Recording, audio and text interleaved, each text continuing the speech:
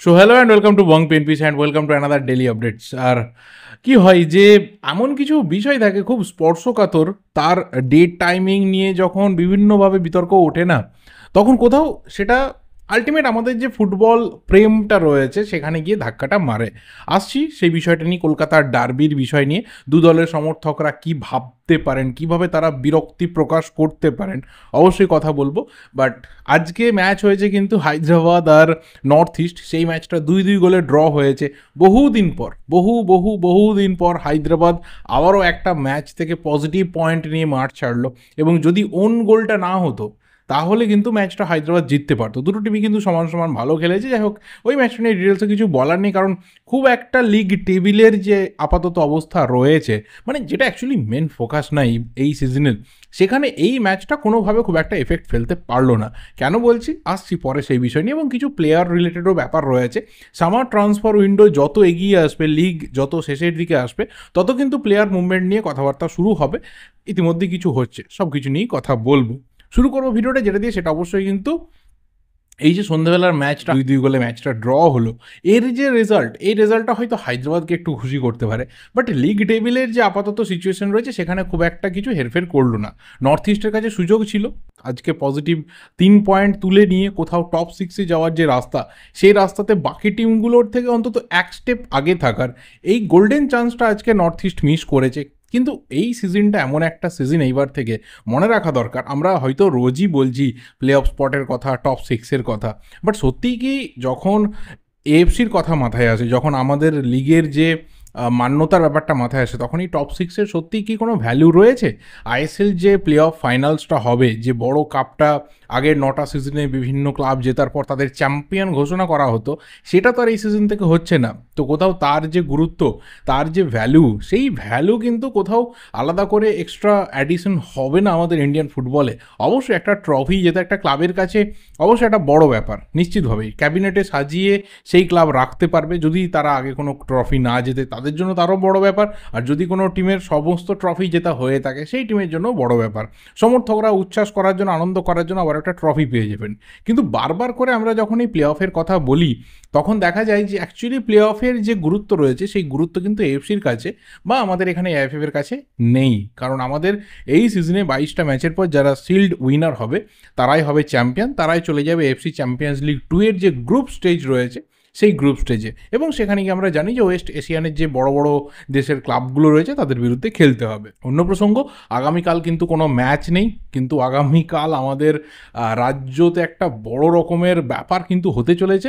সেটা নিয়ে সবাই এই মুহূর্তে এক্সাইটেড, তো সেটা একটা অন্য ব্যাপার। কিন্তু নেক্সট যে ব্যাপারটা, সেটা কয়েকদিন পর, সেটা হচ্ছে 10 তারিখের যে ডার্বি, এবং সেই ডার্বি তার সাথে যে রাজ্য রাজনীতি জড়িয়ে গেছে গত কয়েকদিনে, এটা বলাই বাহুল্য রাখে। এবং যেভাবে ডার্বির ডেট পরিবর্তন হতে পারে কিনা, ডার্বির স্থান পরিবর্তন হতে পারে কিনা, এই নিয়ে প্রচুর আলোচনার মধ্যে বাঙালি ঢুকে গেছে।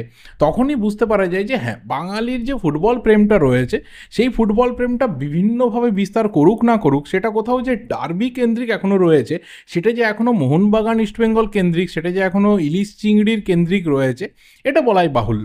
এবার এই ম্যাচটা বারবার করে যখন কথা প্রসঙ্গে উঠে আসছিল যে জামশেদপুরে, ভুবনেশ্বরে বা গুয়াহাটিতে, খুব এক্সটেন্ড হলে গুয়াহাটিতে সেখানে ট্রান্সফার হতে পারে, তখন কিন্তু বাঙালি কোথাও একটা ধাক্কা খাচ্ছিল যে ঘরের মাঠের ম্যাচটা কোথাও বাইরের মাঠে চলে যাবে, এই জিনিসটা। হ্যাঁ, এর আগেও আমরা বাইরের মাঠে ম্যাচ দেখেছি, এই সিজনেও দেখেছি, নতুন কোনো ব্যাপার না।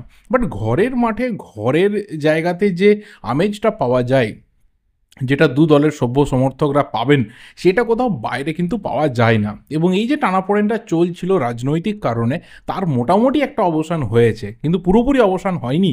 এবং সেই অবসানটা ঘটাতে গিয়েও যে কোথাও এই এই দু দলের বাঙালি ফুটবল প্রেমী তারা কোথাও বিরক্তি প্রকাশ করছেন না, এরকমও কিন্তু না। কারণ যে সময়টা এই মুহূর্তে জানা গেছে, যে যেটা প্রপোজড টাইমিং দেওয়া হয়েছে পুলিশের তরফ থেকে, প্রশাসনের তরফ থেকে, সেটা হচ্ছে রাত্রি 9টা।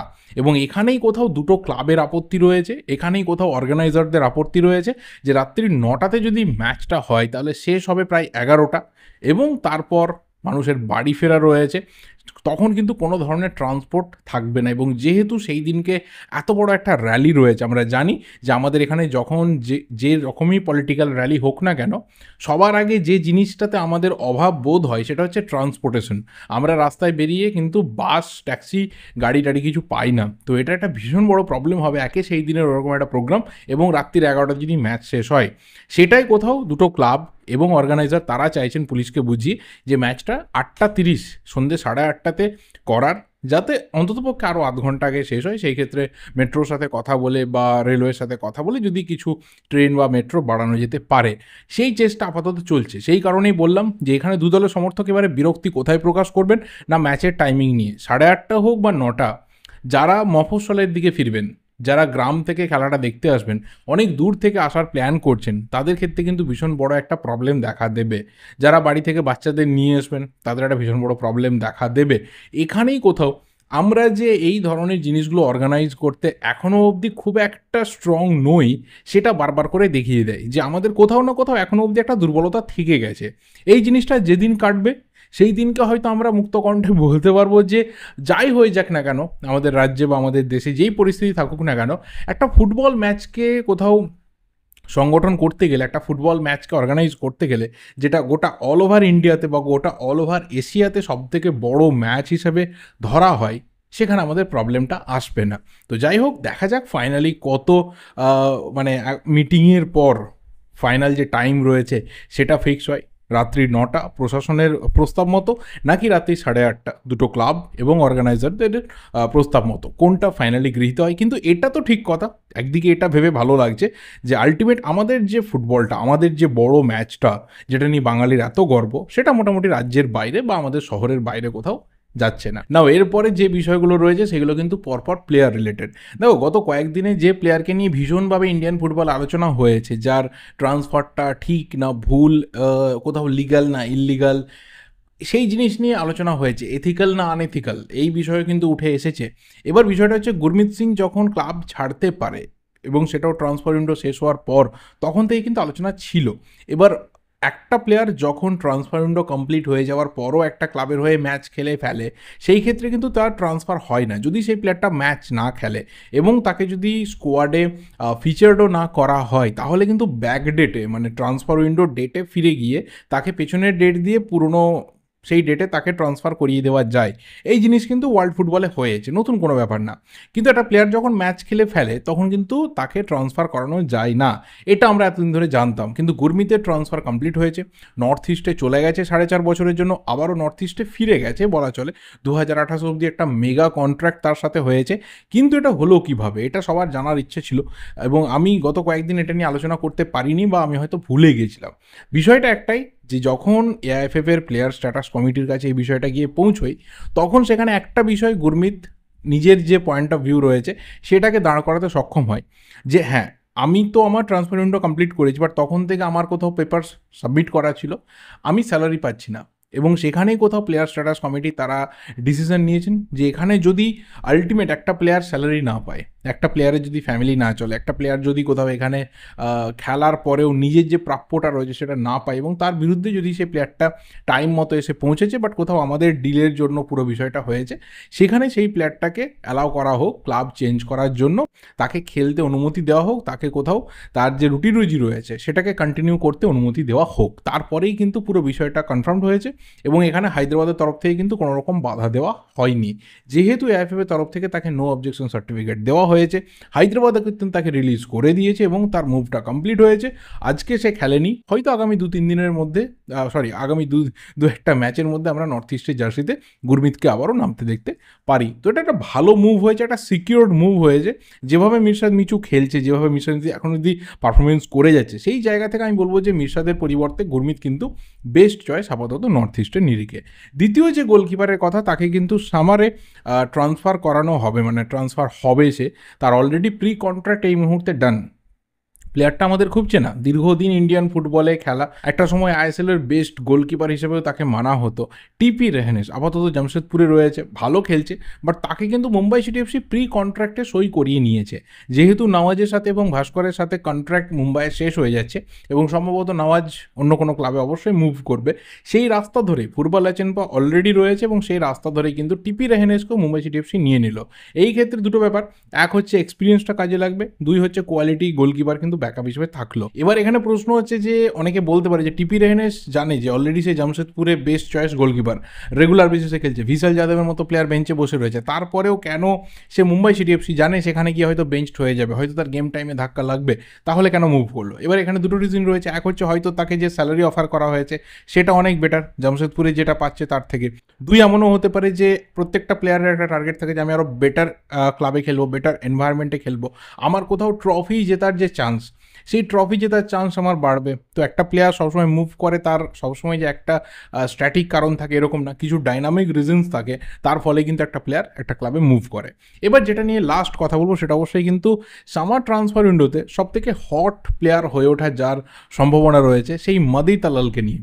ফ্রেঞ্চ মিডফিল্ডার, 26 বছর মাত্র বয়স, এবং এর আগে ফ্রেঞ্চ মিডফিল্ডার ইয়াং প্লেয়ার, আমরা জানি কী লেভেলের ফুটবলটা খেলেছে হুগো বুমো। এখন হয়তো সিস্টেম থেকে পুরো বাইরে রয়েছে, জানি না আগামী সিজনে কি হবে তাকে নিয়ে, মোহনবাগানে ফিরবে, অন্য কোনো ক্লাবে যাবে, দেশে থাকবে, বিদেশে চলে যাবে, কি হবে এখন অবধি ঠিক না।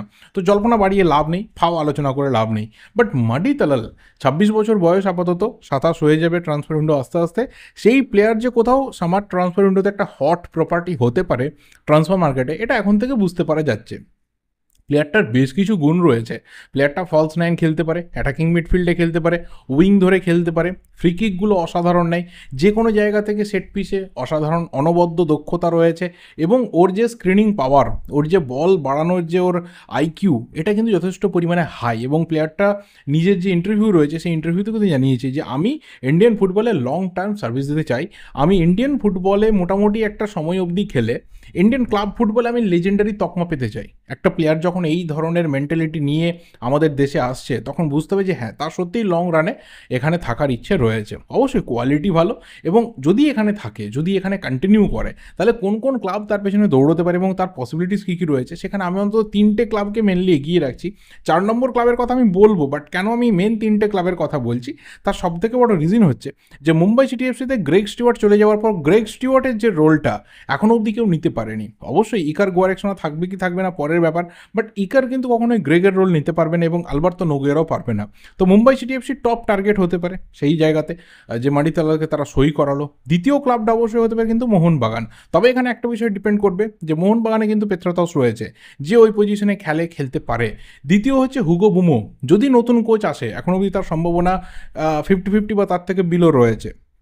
যদি নতুন কোচ আসে এবং যদি সে হুগো বুমোকে ফেরায় তাহলে অন্য ব্যাপার, বাট যদি আন্তরুল জাহাবাজ তিনি কন্টিনিউ করেন তাহলে কিন্তু হুগো বুমোর রাস্তা ক্লোজ থাকবে।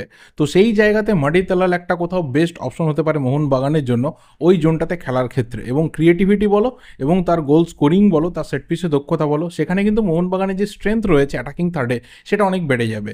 এবং থার্ড যে টিম রয়েছে সেটা অবশ্যই কিন্তু ওড়িশা এফসি।